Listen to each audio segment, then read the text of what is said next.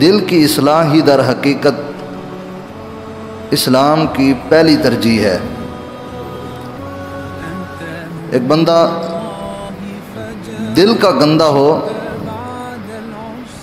ظاہری بناوٹ کے اعتبار سے خوبصورت ہو، تو اللہ رسول کے دربار میں اس کی کوئی حیثیت نہیں ہے۔ جو بندہ دل کا صاف ہے، جس کا دل چمکدار ہے، جس کا دل اجلا ہے، جس کا دل ستھرا ہے، جس کے دل میں ایمان کی روشنی ہے، جس کے دل پر ہدایت کے نور کے اثرات ہیں، اللہ رسول کے دربار میں وہ شخص کامیاب ہے۔ یوں سمجھ لیں دنیا داروں کا معیار کچھ اور ہے اور اللہ رسول کا معیار کچھ اور ہے۔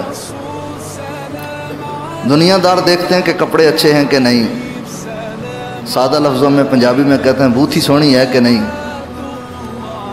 چہرہ کیسا لگتا ہے۔ رشتہ داریوں میں بھی یہی کچھ دیکھا جاتا ہے، رنگ کیسا ہے، پیسہ کیسا ہے، دولت ہے کہ نہیں ہے، عالی شان کوٹھی ہے کہ نہیں ہے۔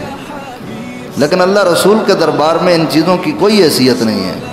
رنگ چاہے کالا ہو، دولت سرے سے نہ ہو، غربت نے ڈیرے ڈال رکھے ہوں، مفلسی نے پنجے گاڑ رکھے ہوں، لیکن بندہ دل کا غنی ہو، دل کا صاف ستھرا ہو، دل کا اجلا ہو، دل کے لحاظ سے وہ بادشاہ ہو، دل کے لحاظ سے اس کے دل میں یاد الہی کے نور اپنی روشنیاں بکھیر رہے ہوں، تو ایسا شخص اللہ رسول کے دربار میں بہت عزت رکھتا ہے۔